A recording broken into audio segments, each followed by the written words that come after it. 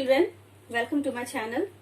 Children, today we are going to study properties of matter from chapter 3, Nature of Matters.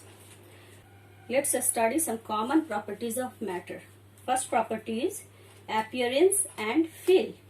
Appearance का मतलब हुआ कि matter देखने में कैसा है और फील का मतलब हुआ कि हाथ से छू के वो कैसा फील होता है हम लोगों को.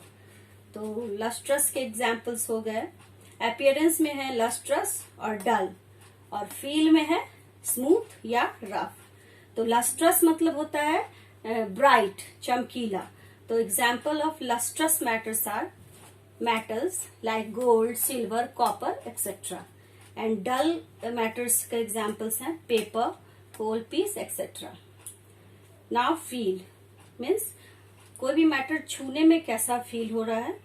तो या तो स्मूथ फील होगा या रफ. तो example of smooth matters are polished marbles, mirrors etcetera.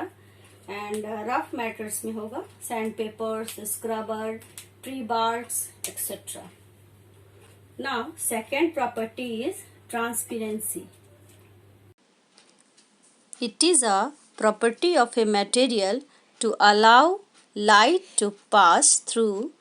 It is called transparency. बच्चों, ट्रांसपेरेंसी वो प्रॉपर्टी है किसी भी मटेरियल का जिसमें कि कोई भी मटेरियल अपने थ्रू लाइट को पास करने देता है. ठीक है.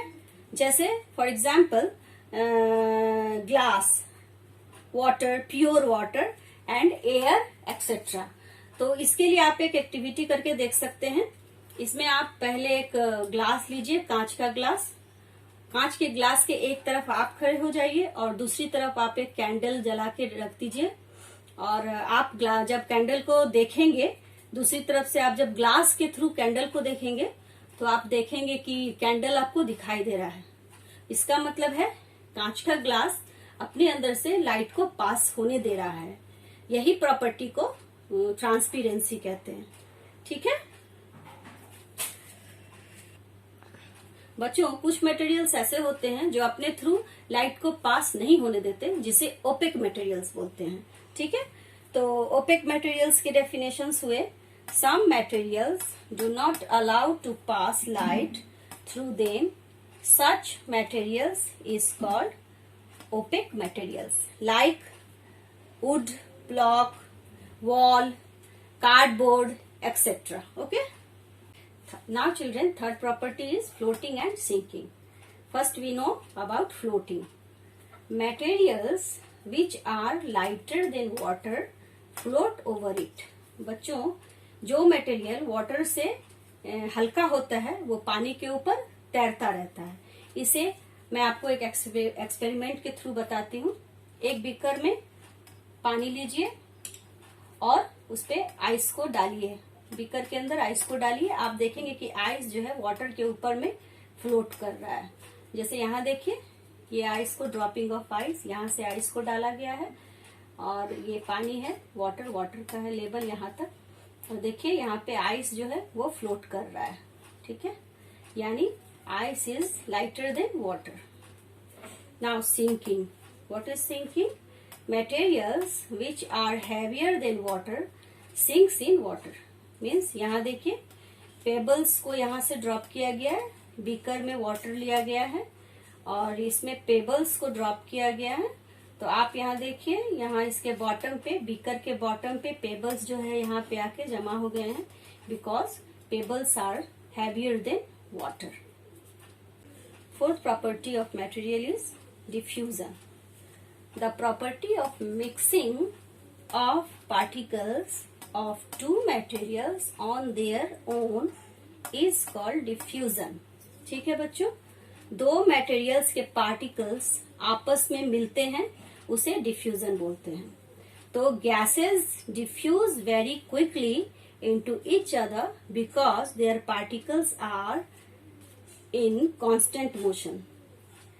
बच्चों, मैंने आपको प्रीवियस क्लास में बताया था कि arrangement of particles in different materials, उसमें मैंने आपको गैसेस के अरेंजमेंट्स ऑफ पार्टिकल, लिक्विड के अरेंजमेंट्स ऑफ पार्टिकल और सॉलिड के पार्टिकल्स अरेंजमेंट को बताया था. तो गैसेस के पार्टिकल्स बहुत फास्टली मूव करते हैं, इसीलिए गैसेस के पार्टिकल्स एक दूसरे के साथ बहुत क्विकली डिफ्यूज कर जाते हैं। मैं आपको एक एग्जांपल से बताती हूँ।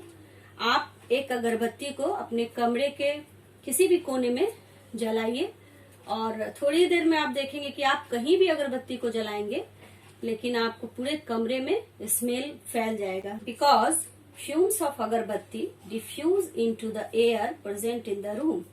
एयर के साथ अगरबत्ती के जो फ्यूम्स हैं वो डिफ्यूज कर जाते हैं, because it is a gas.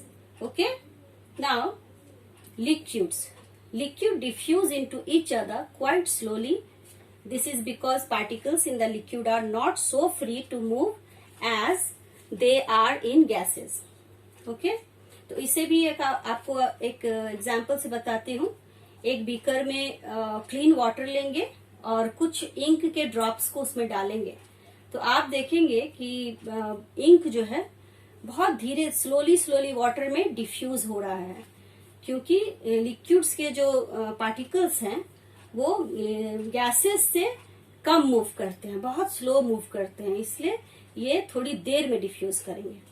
Now in solids, solid do not diffuse with each other because their particles are held tightly and cannot move freely.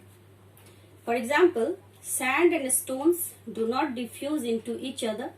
Solids can, however, diffuse slowly into liquids because particles of liquid are able to move. ठीक है बच्चों, इसे भी मैं आपको एक example से बताती हूँ।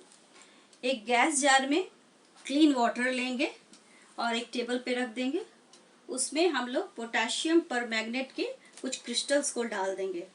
फिर आप लोग ऑब्जर्व करेंगे कि वाटर जो है वो स्लोली पिंक कलर में चेंज हो रहा है। तो this shows diffusion of A solid in a liquid. बच्चों, एक और बात मैं आपसे बोलना चाहती हूँ कि आप जब भी कोई भी एक्सपेरिमेंट करें या एक्टिविटी करें तो अपने पेरेंट्स के साथ ही करें। Fifth property of a material is dissolution. The property of a substance by which it dissolves in another substance is called dissolution. For example, sugar water solution and salt water solution. बच्चों, dissolution किसी material की वह property है जिसमें कि एक substance किसी दूसरे सबस्टांस के साथ कंप्लीटली मिक्सअप हो जाता है। ठीक है, तो बच्चों आज हमने प्रॉपर्टीज ऑफ मैटर के बारे में पढ़ा। Now the next topic in this chapter is dissolution of solids in water, जो मैं आपको अपने नेक्स्ट वीडियो में बताऊंगी। जिसे देखने के लिए आप मेरे इस वीडियो को सब्सक्राइब करें, लाइक करें, शेयर करें और हाँ, बेल आइकन बजाना बिल्कुल न भूलें। तब तक के लिए बच्चों, बाय।